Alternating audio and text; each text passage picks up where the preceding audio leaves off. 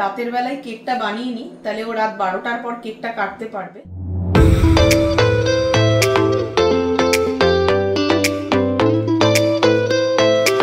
এখানে বানিয়েছি লাউ দিয়ে মুগের ডাল, ধনেপাতা দিয়েছি।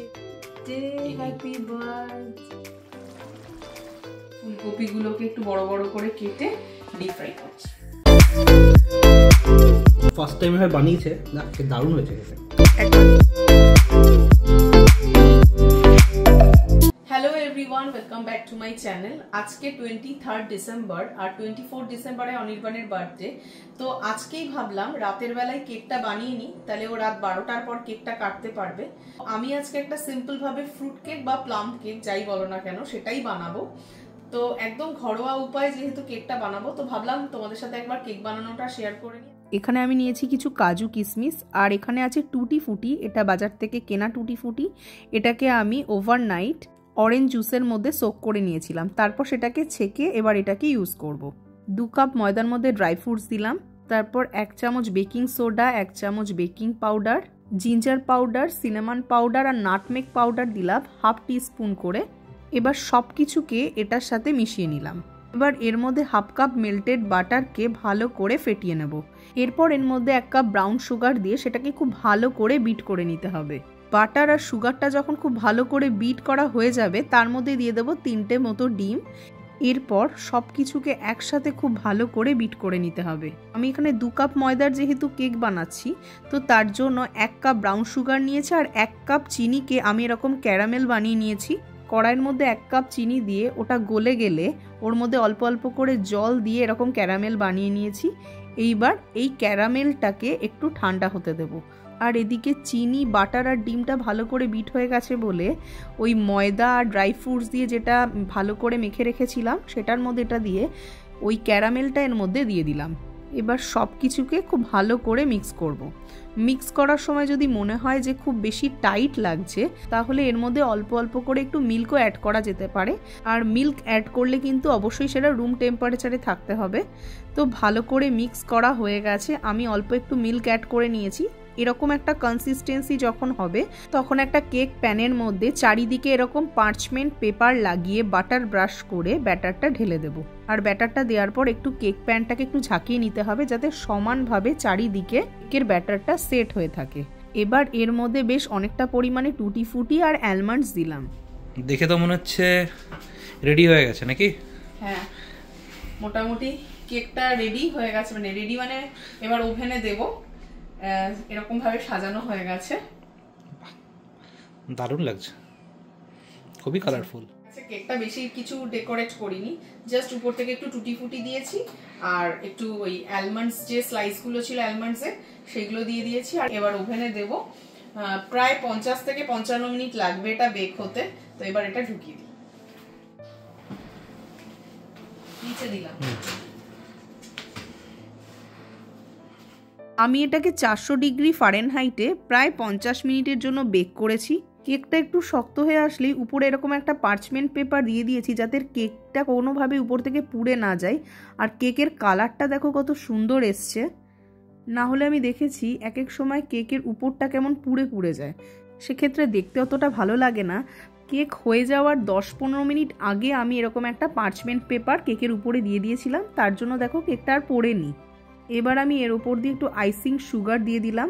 আর ছোট ছোট কিছু ক্রিসমাস ট্রি কিনেছিলাম, সেই ট্রিগুলোকে এই কেকের উপর দাঁড় করিয়ে দিলাম আর উপর থেকে আরেকটু আইসিং সুগার ছড়িয়ে দিলাম। এবার আমি একটু কালাকাঁদ বানাবো। এখানে আমি রিকোটা চিজ দিয়ে কালাকাঁদ বানাচ্ছি। এরকম 1 ডাব্বা রিকোটা চিজ আমি একটা বোলের মধ্যে নিলাম, তার মধ্যে দিলাম কনডেন্স মিল্ক। এবার এইটাকে ভালো করে এর সাথে মিক্স করব।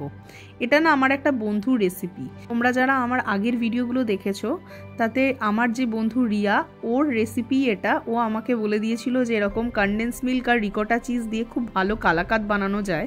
তো আমি খুব ভালো করে মিক্স করে ওটাকে মাইক্রোওভেনে দিয়েছিলাম 3 মিনিট করে, মানে 4 থেকে 5 বার আমি 3 মিনিট করে এটাকে মাইক্রোওভেনে দিয়েছিলাম, যাতে এরকম একটা কনসিস্টেন্সি চলে এসছে। এটা পুরো কাঁচা গোল্লার মতো হয়ে গেছে। এরকম অবস্থায় এরকম একটা ফ্ল্যাট প্লেটের মধ্যে একটুখানি ঘি ব্রাশ করে নিয়েছি। এবার এটাকে এর মধ্যে পাতিয়ে দিলাম।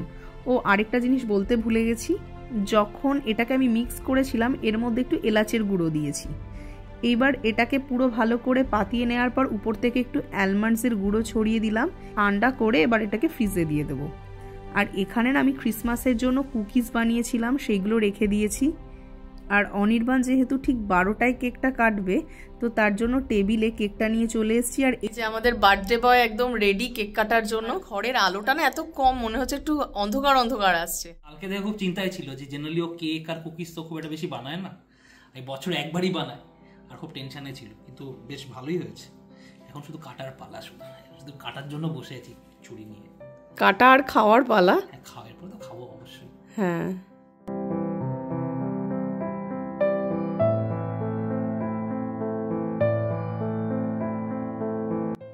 হ্যাপি বার্থডে, হ্যাপি বার্থডে শব্দ হয়েছে। Happy birthday to you. চরম নরম। তারা গুঁড়োটা না পড়তে পারে বাবু, দাঁড়াও, গুঁড়োটা না পড়তে পারে। পড়বে না তো? না, আগে তুমি দাঁড়াও, আমি আগে করছি। দাঁড়াও,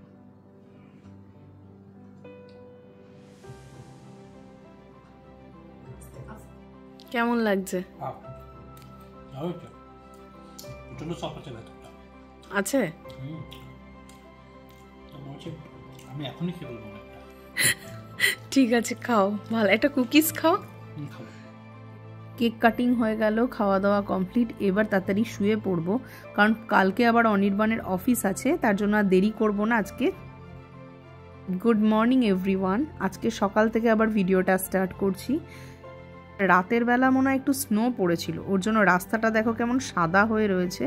খুবই অল্প স্নো পড়েছে, ওই জন্য সেভাবে জমেনি, কিন্তু রাস্তাটা এখনো সাদা হয়ে রয়েছে। সবাই বলছে এবার নাকি ইউএসএতে খুব ঠান্ডা পড়েছে, আগের 1-2 বছর নাকি এতটা ঠান্ডাও পড়েনি। আজকে 24শে ডিসেম্বর, অনির্বাণের বার্থডে। সকাল থেকেই ভিডিওটা স্টার্ট করছি। তো সকালবেলা ব্রেকফাস্টে অনির্বাণকে কেক আর মিষ্টি দিয়ে দিলাম, ওর অফিসের মিটিং ছিল, আর আমিও তাই খেয়ে নেব। আর দুপুরবেলা সব রান্না বান্না করে নেব, সেটা দিয়েই লাঞ্চ সারবো। আর রাতের বেলা আমাদের জন্মদিনের খাওয়া দাওয়া হবে, কারণ অনির্বাণের যেহেতু অফিসের মিটিং চলবে, সে সময় আরাম করে বসে খেতে পারবে না বলেই ডিনারের খাওয়ার ব্যবস্থা। তো চলো ভিডিওটা এখান থেকে স্টার্ট করছি। সকালবেলা ওর অফিসের টানা মিটিং চলছে বলে আর সকালের ব্রেকফাস্টে বেশি কিছু করে দিইনি, কারণ ও আরাম করে খেতে পারে না মিটিং চলাকালীন। আর এদিকে আমি ওর বার্থডেতে এবার আমি বানাবো কাঁকড়া, কারণ অনেক দিন ধরে আমরা ভাবছিলাম কোথাও যদি একটু কাঁকড়া পাই তাহলে সেটা বানানো যেতে পারে। কিচেনে চলে এসেছি, আজকে তাড়াতাড়ি করে সব গুছিয়ে নিলাম, বেশিক্ষণ টাইম নষ্ট করিনি, তাড়াতাড়ি সব গুছিয়ে নিলাম। এবার আস্তে আস্তে রান্নাটা শুরু করব। আর আমি যখন গোছাচ্ছিলাম তার মধ্যে আমি ডালটা রেডি করে নিয়েছি। এখানে বানিয়েছি লাউ দিয়ে মুগের ডাল, ধনেপাতা দিয়েছি একটু, আর একটুখানি টমেটো চাটনি বানিয়ে নিয়েছি। এটা তাড়াতাড়ি করে বসিয়ে আমি কাজগুলো সেরে নিয়েছি। একসাথে অনেকগুলো কাজ না করলে না মানে আজকে রান্না শেষ হবে না। আর পায়েসটা ভেবেছিলাম করব সকালে উঠে, কিন্তু তখন আর করতে পারিনি, বাড়িতে কথা বলছিলাম, এইসব করতে দেরি হয়ে গেছে। তো ভাবলাম যে এই মাছ মাংসের যে রান্নাগুলো সেগুলো আগে করে নিয়ে তারপর না হয় সবার শেষে গ্যাস পরিষ্কার করে পায়েসটা রান্না করব। এখানে আমি লাউ ধনেপাতা দিয়ে একটু মুগের ডাল বানিয়ে নিয়েছি, এটা অনির্বাণ খুব ভালো খায়। এটার সাথে ভাবছি একটু ওকে পকোড়াও করে দেবো। ডালটা হয়ে গেছে, আর এদিকে আমি মাটনের জন্য পেঁয়াজটা ভাজতে বসিয়ে দিয়েছি। পেঁয়াজ, আদা, রসুন, কাঁচা লঙ্কা সব একসাথে বেটে কিছু গুঁড়ো মশলা দিয়ে ওটাকে একটু কষতে দেব। মোটামুটি কষে গেলে, তেল ছেড়ে গেলে ওর মধ্যে আমি আগের থেকে ম্যারিনেট করে রাখা মাটনটা দিয়ে দেব। এর মধ্যে আমি দই, হলুদ, লঙ্কা গুঁড়ো এসব দিয়েই ম্যারিনেট করেছিলাম। আর এখানে আমি আবার কাঁকড়াটা বানানোর জন্য আরেকটা প্যান বসিয়ে দিলাম। এর মধ্যে আমি একটু পেঁয়াজ দিলাম, পেঁয়াজ কোচানো, আদা, রসুন আর কাঁচা লঙ্কাকে একটু থেতো করে দিয়েছি। এবার এগুলোকে একসাথে খুব ভালো করে ভাজা ভাজা করে নেব। তারপর দিলাম এর মধ্যে একটু টমেটো, একটু হলুদ গুঁড়ো আর একটু লঙ্কা গুঁড়ো, আর খুব সামান্য একটু গরম মশলার গুঁড়ো দিয়ে এটাকে খুব ভালো করে কষাবো। কষিয়ে যখন তেলটা ছেড়ে যাবে, তারপর তার মধ্যে কাঁকড়াটা দিয়ে দেবো।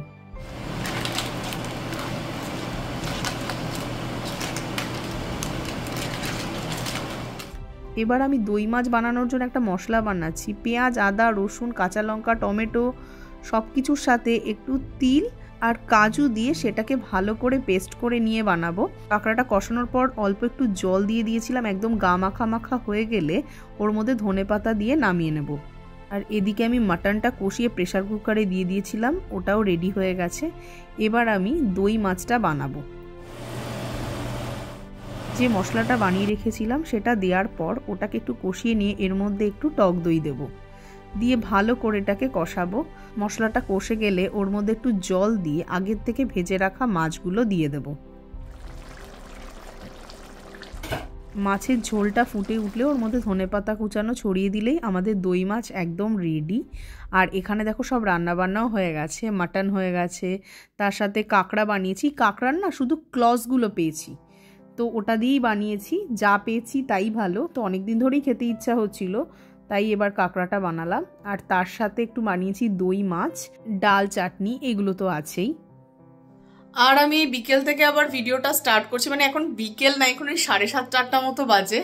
তো মাঝে না আমি এসে পায়েসটা বানিয়ে নিয়েছিলাম একটু তাড়াহুড়ো করেই। আর এখন বানাবো ফুলকপির পকোড়া। অনির্বাণ বললো ডালের সাথে ফুলকপির পকোড়া বানাও, তাহলে সেটা ভালো লাগবে। তো ভেবেছিলাম বেগুনই বানাবো, তো এখন ফ্রিজ খুলে দেখছি বেগুন নেই ঘরে। আর এখন আর ঠান্ডায় আর অনির্বাণকে বললাম বেরোতে হবে না, তো ঘরে ফুলকপি আছে, তো আমাকে একটু ফুলকপির পকোড়া বানিয়ে দিই। স্টার্ট হয়ে গেল পকোড়া বানানো? হ্যাঁ, মানে চালের গুঁড়োটা নেই, তাহলে একটু চালের গুঁড়ো দিলে ভালো হতো। আমি একটু বেসন, একটু হলুদ, নুন আর লঙ্কার গুঁড়ো দিয়ে বেসনটা গুলে নিয়েছি। এবার এর মধ্যে জাস্ট ফুলকপিগুলোকে একটু বড় বড় করে কেটে ডিপ ফ্রাই করছি।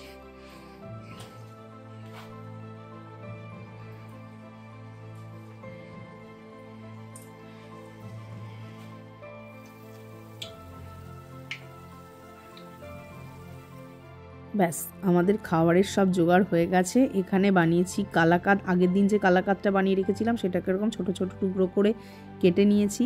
তোমাদের শুরু থেকে দেখাই, এখানে হচ্ছে লাউ দিয়ে মুগের ডাল, কাঁকড়ার ঝাল আছে, আর তার সাথে আছে দই রুই, আলু দিয়ে মাটন কষা, টমেটোর চাটনি, পায়েস আর ঘরে বানানো কালাকাঁদ। আর ডালের সাথে খাওয়ার জন্য আছে ফুলকপির পকোড়া, আর মাটনের সাথে একটু স্যালাড না হলে হয়, তার জন্য একটু স্যালাড কেটে নিয়েছি।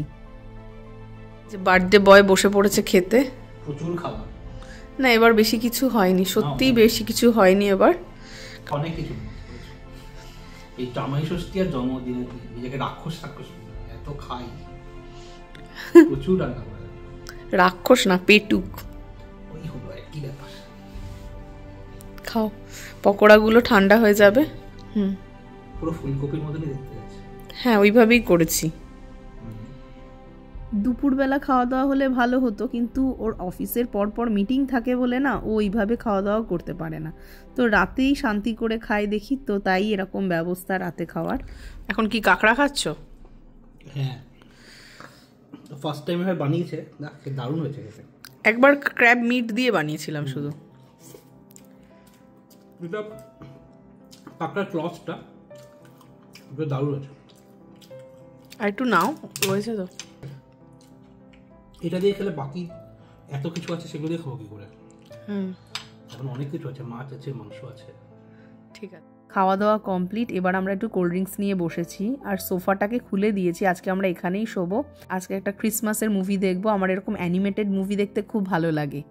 তো চলো, আজকে ভিডিওটা এখানেই শেষ করছি। তোমাদের যদি ভিডিও ভালো লাগে, লাইক, কমেন্টস, শেয়ার করো। আর আমার চ্যানেলে যদি কেউ নতুন হও, তাহলে চ্যানেলটা অবশ্যই সাবস্ক্রাইব করে নিও।